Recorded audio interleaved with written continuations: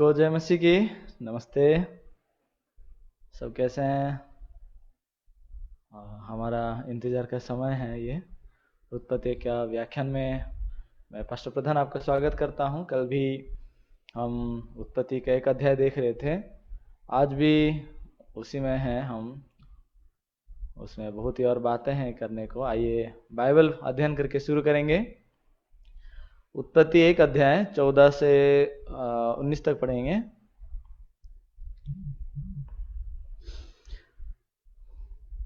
फिर परमेश्वर ने कहा, दिन को रात से अलग करने के लिए आकाश के अंतर में ज्योतियां हों, और वे चिन्हों और नियत समयों और दिनों और वर्षों के कारण हों, और वे ज्योतियां आकाश के अंतर में पृथ्वी पर प्रकाश देने वाले भी ठहरे।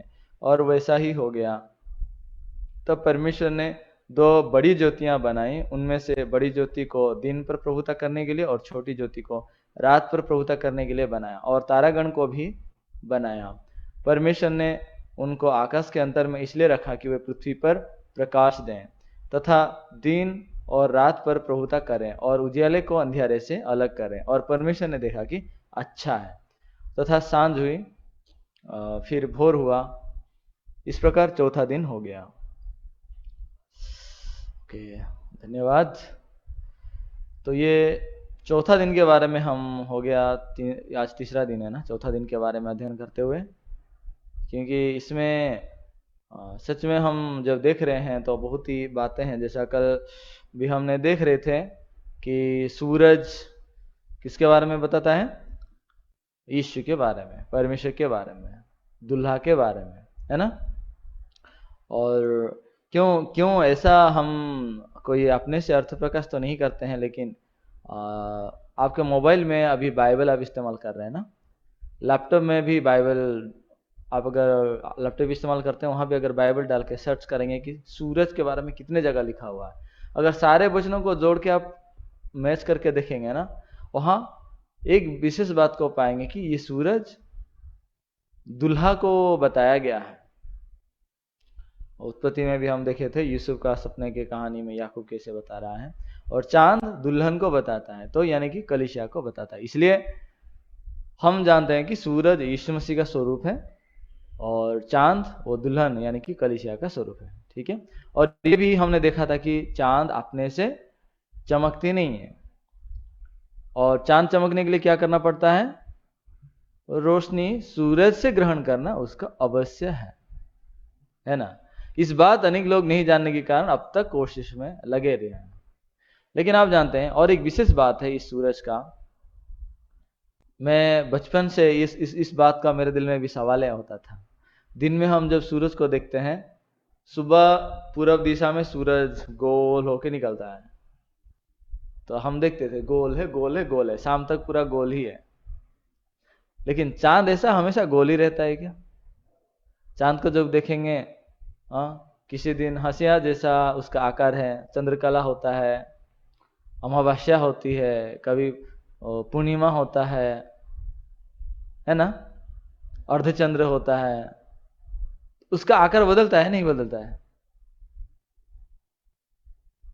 चांद का आकार बदलता है नहीं बदलता है? बदलता है तो हाँ कीजिए, नहीं बदलता है तो क्रॉस कीजिए। ओके, हाँ बोल रहे हैं। हाँ, तो इसमें आप देखेंगे तो सूरज का जो आकार को आप देखेंगे, उसका रोशनी को, एक्चुअली सूरज एक गैस है, वो उसका रोशनी को हम जब दूर से देखते हैं तो वो गोल सा होकर दिखता है। तो उसको जब हम देखते हैं उसका आकार नहीं बदलता है। इसी प्रकार यीशु मसीह भी नहीं बदलते हैं। यीशु मसीह का मन नहीं बदलता, उसका प्रेम नहीं बदलता है, उसका वचन नहीं बदलता है कि नहीं? अगर बदलता तो कौन उसे विश्वास करेगा? आप विश्वास करते हैं? नहीं ना।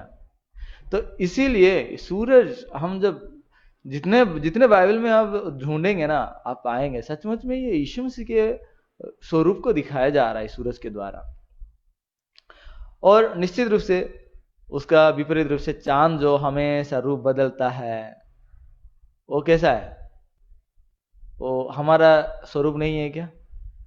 हाँ, आज एक सिस्टर गवाही दे रही थी, तो है ना, परिस्थिति के हिसाब से अभी विश्वास है या थोड़ी देर बाद विश्वास नहीं है, इस प्रकार होता है।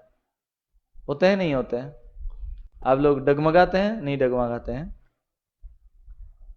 अगर डगमगाते हैं तो ये नॉर्मल है, ठीक है। ये मत सोचिए कि मैं क्यों डगमगाया जा रहा हूँ, मैं प्रभु को जानने के बाद उद्धार पाया तो मैं अभी डगमगाना नहीं चाहिए, एकदम दृढ़ से स्थिर होके खड़ा रहना चाहिए टाइप का। अगर ऐसा बन जाएगा ना, आप यीशु की जरूरत नहीं करेंगे, ठीक है। तो हम सूरज नहीं है, हम चांद है। सूरज यीशु मसीह है, तो उसका रोशनी को ग्रहण करके जीना है। बस यही बात को हमारे दिल में बहुत स्पष्ट रूप से आविष्कार होना चाहिए। इसलिए क्या होता है, हम कभी कभी जब अपने आप को देखते हैं तो लगता है कि थोड़ा विश्वास है, कभी कभी देखते हैं तो लगता है कि ये विश्वास नहीं, इस टाइप का भी होता है ना। वो क्यों होता है कि चांद जैसा हर दिन रूप बदलता है, हम भी वैसा हमारा मन में भी हमेशा ऐसा बदलते बदलते रहते हैं। इसलिए क्या होता है, ज्यादातर लोग इसी बात को बचपन से देखते आने के कारण उसी बात को ज्यादा भरोसा करते हैं जो उनको दिखता है ना। आप जब चांद को देखेंगे, कभी कभी बोलेंगे कि हंसिया जैसा आकार हुआ है, आज पूर्णिमा है, पूरा उजाला, पूरा दिन जैसा पूरा आज उजाला दे रहा है चांद, बहुत आज चांदनी बहुत अच्छा है, आज अमावस है। ये सब जो कह रहे हैं, हम क्या देख रहे हैं, उसका रोशनी को देख के ये सब बातें करते हैं। जैसा कि हम भी हमारे जीवन के बारे में जब सोचते हैं, या मैं आज विश्वासी हूं या मैं विश्वासी नहीं हूं, या मेरा आज प्रभु के साथ रिश्ता अच्छा है या नहीं है करके, हम अपने से बस एक हिसाब लगाते हैं, अपने अनुमान लगाते हैं। हमने जो अनुभव किया है, हम जो देख रहे हैं, बस उसी बात को हम हिसाब लगा के हम बात करते हैं। जबकि अगर आप देखेंगे ना, वहां एक अनदेखी दुनिया है। आज मैं उसके बारे में कहना चाहता हूं। कभी कभी आप देखते हैं तो चांद ऐसा होता है, पूरा अमावस्या के बाद चांद धीरे धीरे धीरे बड़ा बड़ा बड़ा होता है, हंसिया के आकार से थोड़ा बड़ा बड़ा अर्ध चंद्र हो जाता है, फिर ऐसा बड़ा बड़ा पूर्ण चंद्र हो जाता है, फिर पूर्णिमा आ गया, फिर उसके बाद फिर वहीं से छोटा छोटा छोटा छोटा होते जाता है। तो ये सब हम देख रहे हैं, इसलिए बात करते हैं कि अरे चांद अभी छोटे से बड़ा हो गया, बड़ा से छोटा हो गया। परंतु सच में चांद छोटा और बड़ा होता है क्या? यहां पे सोचने की बात है। चांद छोटा या बड़ा नहीं होता, उसका रूप नहीं बदलता। हम क्या देख रहे हैं, उसका उजियाला जो विकरण होता है चांद से, सूरज का जो रोशनी जो चांद पे गिर के धरती पे बिखरता है, जो रिफ्लेक्शन होता है, प्रतिफलन होता है, उस उजियाले का हमें एक आकार दिखता है, एक एंगल से हम देखते हैं, इसलिए वो हमें वैसा दिख रहा है। वहां चांद के ऊपर आधा परछाई तो धरती का भी ढांप दिया होगा। तो ऐसा अनेक उसका वजह है। आप लोग जब साइंस पढ़ेंगे तो उसमें उसका कहाँ पे पोजीशन होने से कैसे आकार होता है उसको आप देखते हैं। मैं वो वाला नहीं बता रहा हूँ, लेकिन मैं ये दिखाना चाहता हूँ कि हम वो उजाला को देख के हम उसका आकार ऐसा बदलता है बोलते हैं, लेकिन अगर असली चांद में चांद का आकार नहीं बदलता है। बाकी तरफ क्या है, छाया गिरा हुआ है, इसलिए वो नहीं दिख रहा है।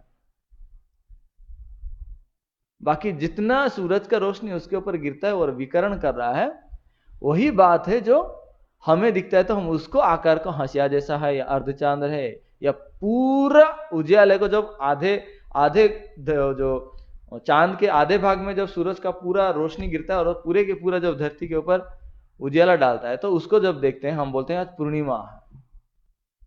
लेकिन उस समय वो चांद का दूसरी भाग भी है जो अंधकार है, वो भाग को नहीं देखते हैं। तो उसी प्रकार हम लंबे समय से जो देख रहे हैं बस उसको विश्वास करते आए हैं, लेकिन विश्वास ऐसा चीज नहीं है। विश्वास का चीज क्या होता है, वो एकदम पूर्ण स्वरूप से देखने वाला चीज है।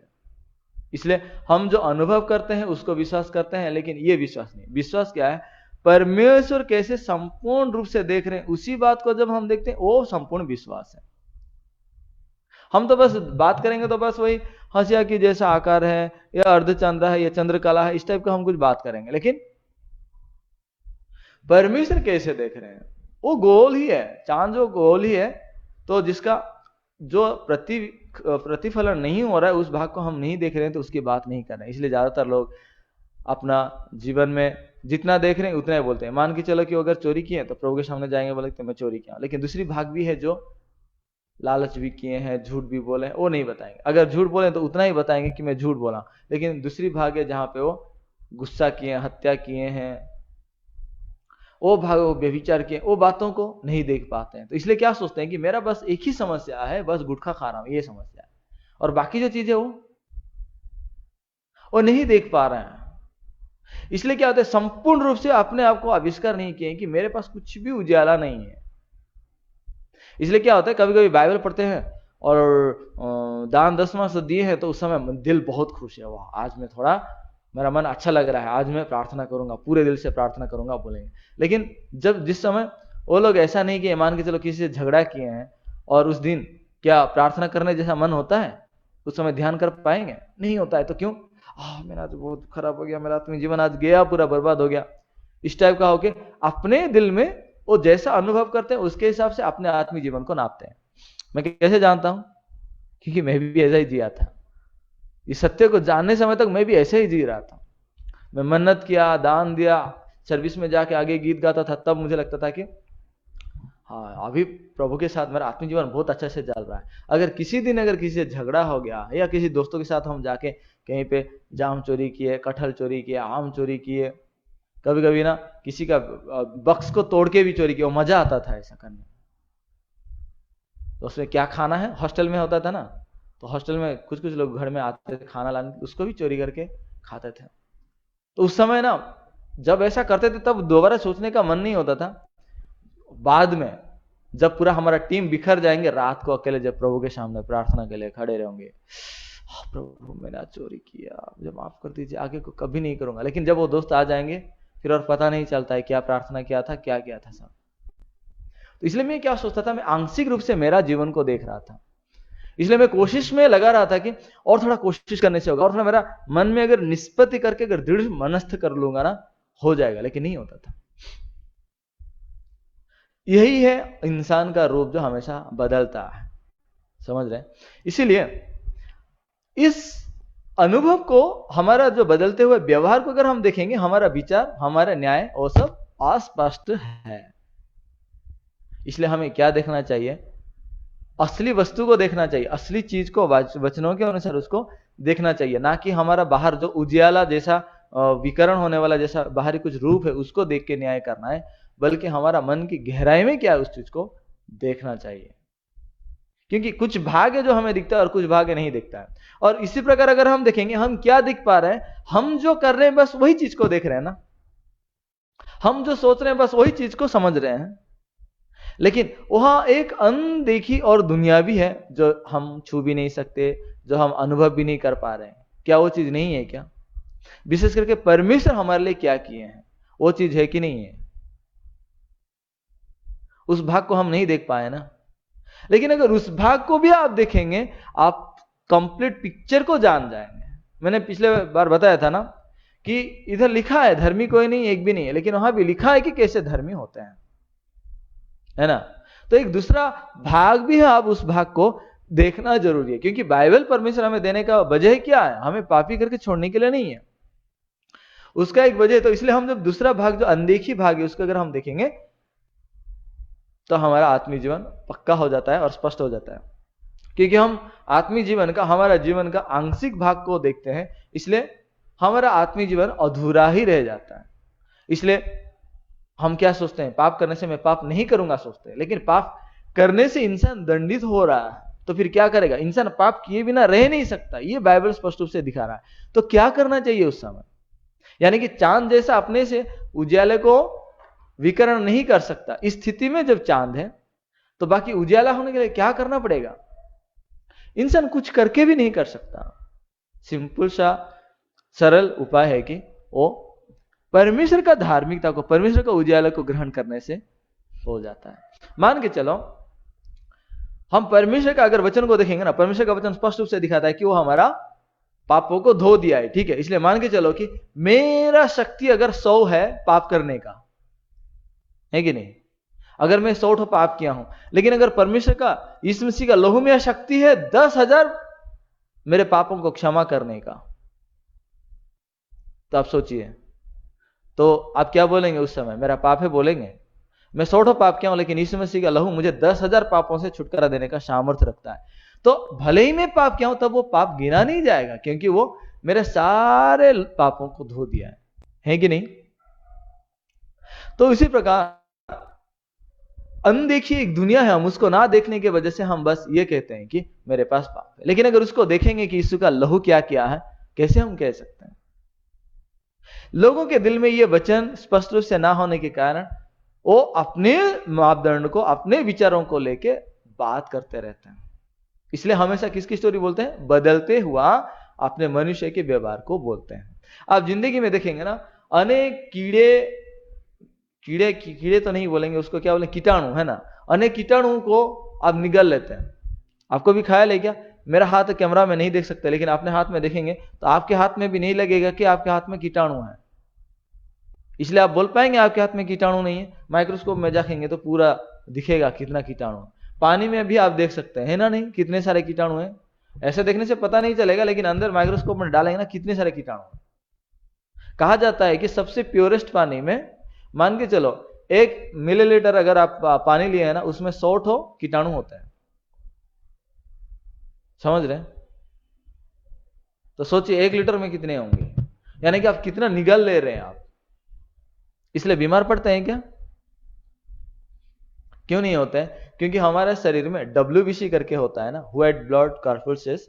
तो जो मतलब सैनिक रक्त उसको कहा जाता है, ठीक है, सफेद रक्त कणिका कहा जाता है, श्वेत रक्त कणिका कहा जाता है। ये हमारे शरीर में जो बाहरी कीटाणु या जीवाणु जो आते हैं शरीर के अंदर, उन सारे चीजों से ये लड़ते हैं और हमें सुरक्षित रखते हैं।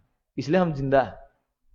इंसान के शरीर में कैंसर भी ऐसा होता है, लेकिन वो NK सेल्स होते हैं, नेचुरल किलर सेल्स, तो उनको मार देते हैं, इसलिए हम जिंदा है। तो मनुष्य का मन में भी हम देखेंगे तो ऐसे ही अनेक सी चीजें मन में सोच निकलता है, लेकिन स्पष्ट वचन ना होने की वजह से मनुष्य का मन में वो वचन को प्रतिफलित नहीं करने की वजह से, ये वचन परमेश्वर का जो उजियाला है, बीते दिन भी हम देखे थे ना, परमेश्वर का वचन जो उजियाला, तो उजियाला के साथ हमारा मन प्रतिफलित ना होने के कारण लोग अपना ही विचार को बड़ा करते हैं वचनों से ऊपर, इसलिए दिल में अंधकार से जीते हैं। इसलिए वचनों को जब हम देखते हैं तो वचन हमें इस बात को साफ रूप से दिखाता है। नहीं तो मान के चलो हम इंसान है ना, जैसे लोग बोलते हैं ना हम पानी पीने की तरह पाप करते हैं, तो कैसे हम बोलेंगे पाप नहीं है? वो क्या बोल रहे हैं? अपनी न्याय को, अपनी विचार को बोल रहे हैं, लेकिन वो कभी बाइबल के वचनों में झांक के नहीं देखेंगे कि बाइबल क्या कह रहा है। वो अनदेखी दुनिया एक बाइबल बताता है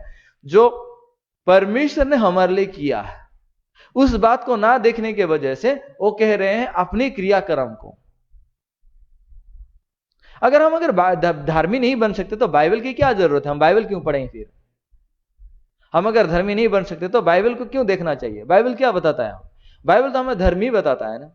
अब जरा खोल सकते हैं रोमी 3 अध्याय का ये मशहूर वचन, रोमी 3 अध्याय का 23 और 24 वचन में यहां बाइबल क्या कह रहा है? इसीलिए कि सबने पाप किया है और परमेश्वर की महिमा से रहित है।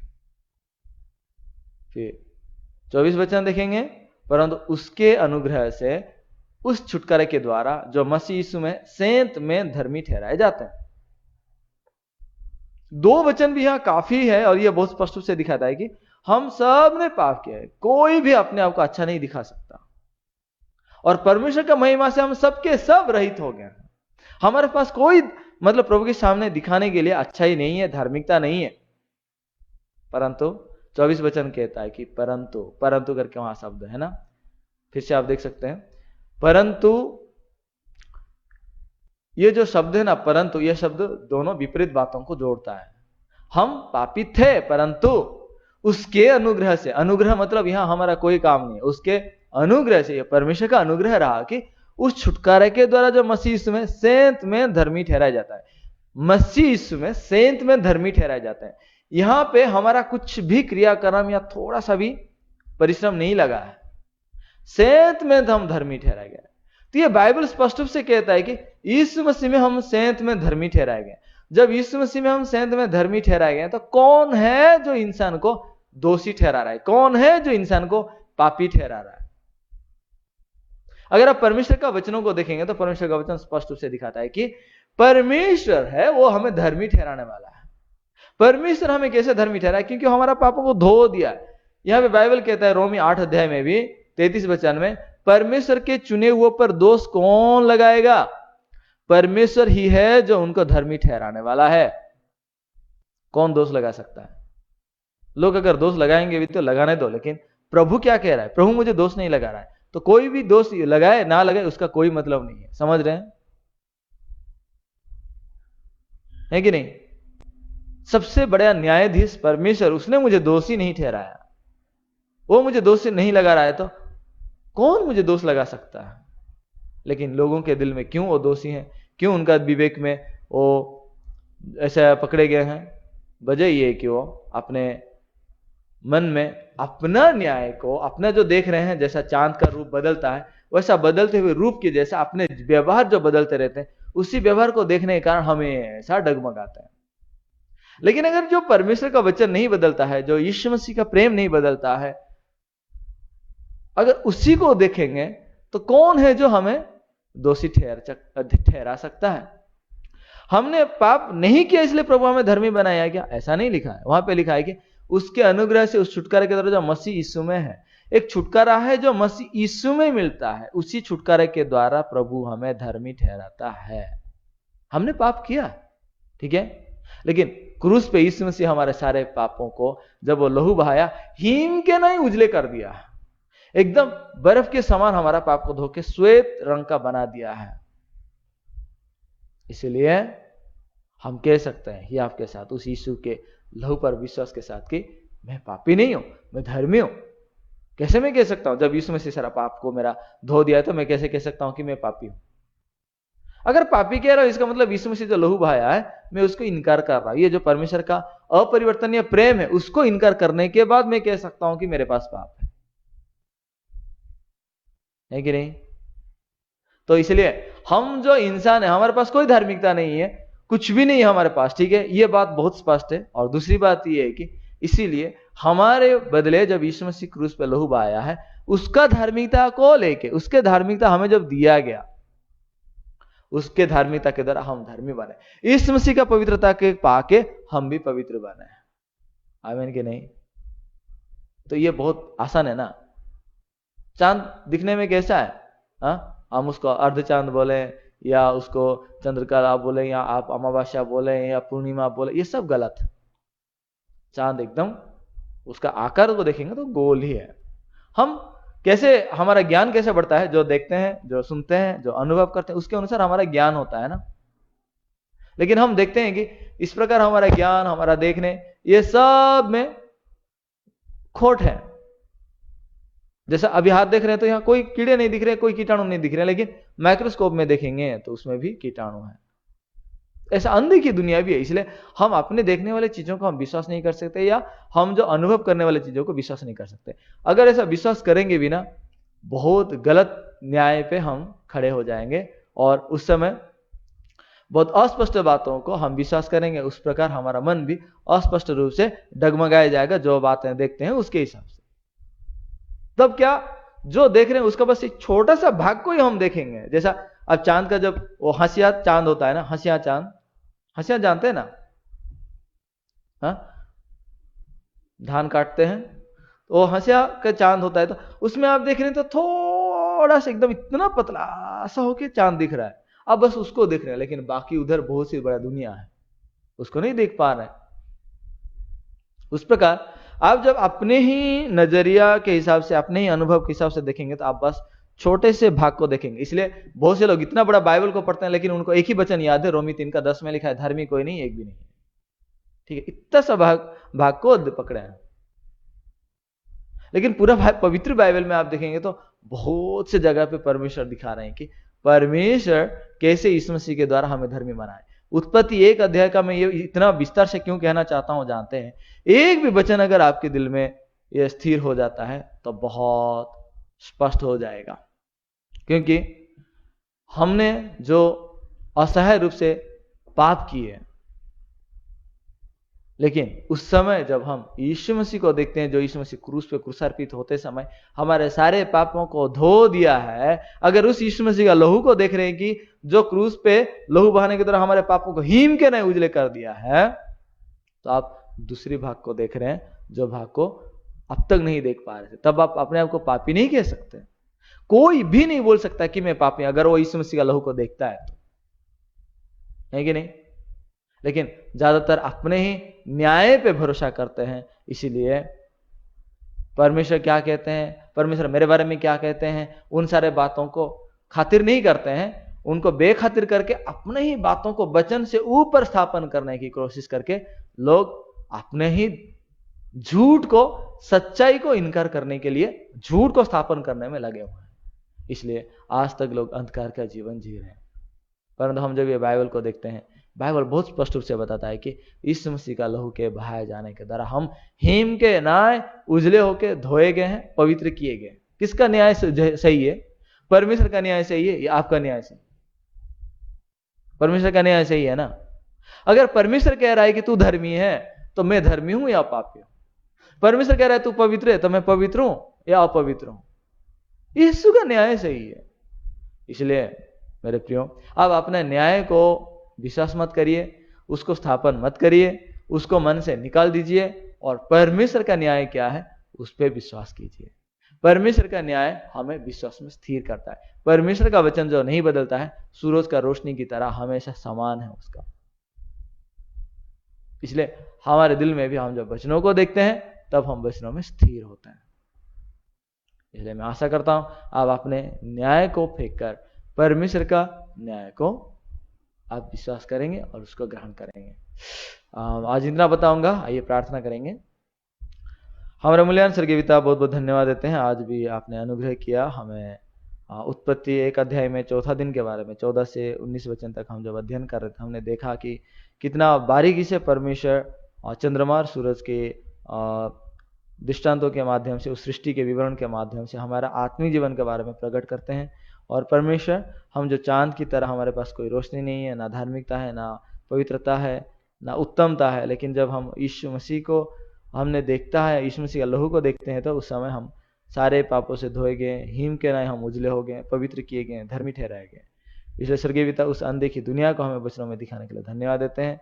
और हमारा आत्मिक जीवन में भी आगे भी आप वचनों के द्वारा ही अगुवाई कीजिए और हमारा न्याय को ना देखकर प्रभु का न्याय को हम देख के जीने पाए। सारे महिमा दर आपको देते हैं। प्रार्थना विनती सुना है करके धन्यवाद देकर हमारे उद्धारकर्ता नासरी प्रिय यीशु मसीह नाम से प्रार्थना मांगते हैं, आमीन।